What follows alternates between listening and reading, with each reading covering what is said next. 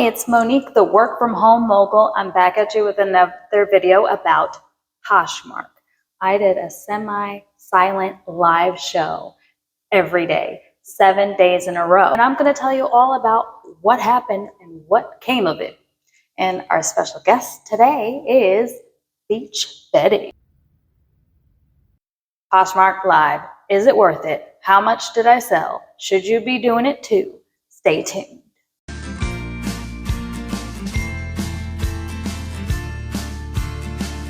I made a video recording myself for about 7 to 10 minutes, just what I would be saying during a silent live show, just so that myself and you wouldn't have to be standing up there and talking forever. So I used that video and I did my own Posh Lives every single day for a week to see, could I sell anything? I've seen a lot of hype about how live shows can boost your sales and how when you open Poshmark, it immediately thrusts you into live shows, kind of navigating people away from the home feed where normally people would just find your stuff. Now they're in some impulse buying situations where whatever's in front of them, they're able to buy. And do we need to be those people that are standing up in front of people showing our items for hours on end for super low prices in order to capture these people? My hope was not. What am I going to do? Ignore the fact that live shows are just pummeled in front of people every single day? So I used that video every single day. And what I liked about it was that some of the effort was being taken out, but there was some effort that I didn't realize I was going to have to be doing every day. The difference between a silent show where you have no camera on and your microphone can be off, there's no comparison. There's no way for you to get the same results from a silent show the same as a live show. It's just not going to happen.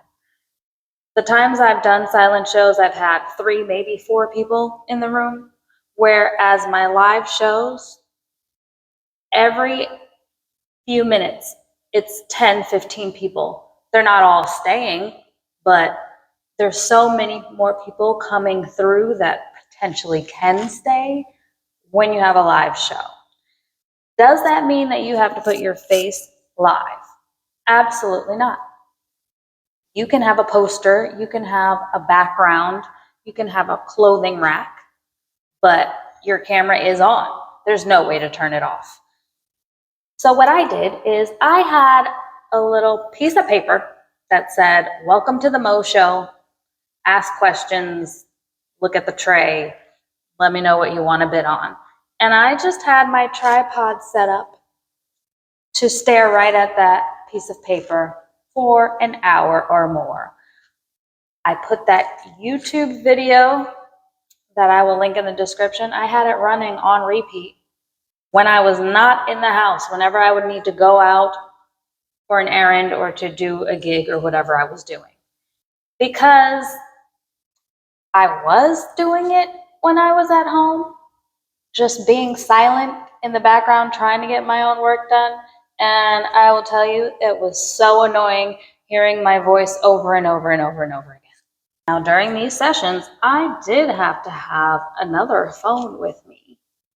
While the phone that was recording, looking at the piece of paper, was going, I had another phone so that I could put auctions on, answer questions, put up a poll, and put buy for now items. I had to do something. I couldn't just have it there with no items up. But sometimes I just did have a buy now thing there, just let it roll and hoped for the best. If I was out teaching a class, for example, I wasn't always able to be looking at my phone the entire time. But it was a way to multitask and be able to get live videos done without my physical self in front of a camera for an hour or two. Having the video repeat over and over and over didn't work for the people that actually stayed more than 10 minutes. There were not that many people that stayed more than 10 minutes, but they did realize it. And they asked me in the comments, "Is this a tape recorder?" What I needed to do was create a playlist on YouTube, which I labeled Posh Live, where I had my talking video and a little bit of a 3-minute song. And that way the song would play, and actually it was a really nice guitar solo cover song. It would be kind of an interlude, and then it would start over and reintroduce myself. By the way, in this video, I don't say my name. I don't say any specific items that I have. It's very general. So anybody can use it. And I have seen that some people have used it. If you've used it before, of course, let me know in the comments how it's been working. But is it getting you sales? And this is what I want to talk about now. What I have noticed is that in these auctions, you're putting stuff up for way less than you would have sold it. So if there are things you just want gone, you would donate it. You would throw it out, but hopefully don't want to put it in a landfill. You giving these things away, free gift with purchase, you can put things up there for $3, $5 and not make anything on it. If you don't mind taking the trip to the post office and doing all the shipping and handling and all the effort required to put the label on and all that stuff. Sometimes you just want things gone. You want to get out the old so you can have new energy and bring in new things. This is perfect. But it can't be crap. It needs to be things people actually like. Brands that are popular, brands that are sold 90% higher. So the 2 things that I did sell, I sold for way less than half of the price. And it's things that, yeah, I could have waited weeks, maybe even months for to get a full price on. And it wasn't necessarily anything that I needed out right away. I just wanted a sale.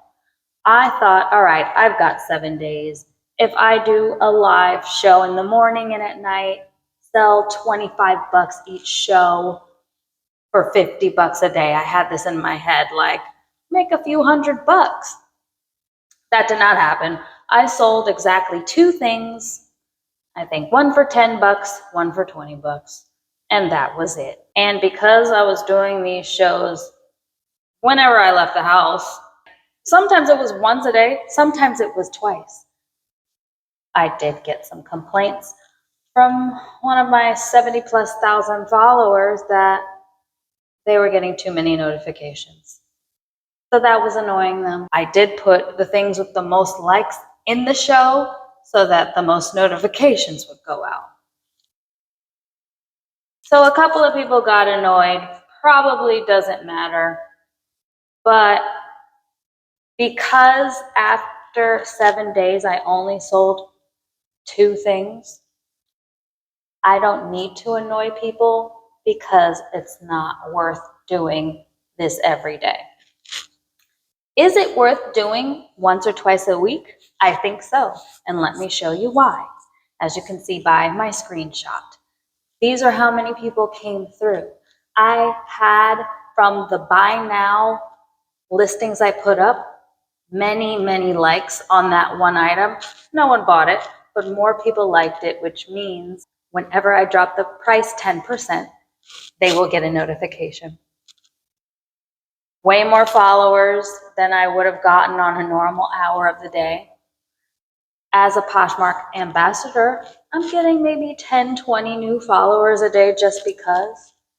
During the Posh show, I believe I got 30 followers or more. These are people that may be notified when I put up new listings or when I have more shows, discounts, and all the things like that. If you are growing your closet, if you are going for Poshmark ambassador or a brand new ambassador, there's no reason why in your downtime you can't have my video playing my voice while your camera is focused on a piece of paper or poster or a backdrop clothing rack, and get new followers, get people talking, ask them questions. I put a poll in every Poshmark Live that asked them what gift did they want. It could be buy one, get one free. It could be a free keychain or discounted shipping. I gave a few different options and I asked them to choose one and then comment below. And that's how I did get my first 2 sales, free shipping and 1 discounted shipping. Now let's hear from our special guest, Beach Betty. Yeah, but I could take it even a step further and just have my camera out at the beach, at the horizon. I mean, why not just have the beautiful waves and water flowing while I'm just sitting there relaxing and sunbathing at the beach? Yeah, actually, one of the times that I went out, I was going to the beach. This is like the best thing that I could ever imagine. Once the setup is done, you can set it and forget it and just watch new likers and followers come in, maybe some sales. I'm gonna give it a try. I think having a camera looking at the ocean could be kind of cool. Thanks. Not a bad idea. Thanks, Beach Betty. Thanks, Work From Home Buddies, for stopping by. And if you have a story to share with me about your Posh lives, any questions about Poshmark or working from home, let me know in the comments. Watch these videos next, and I'll see you next time.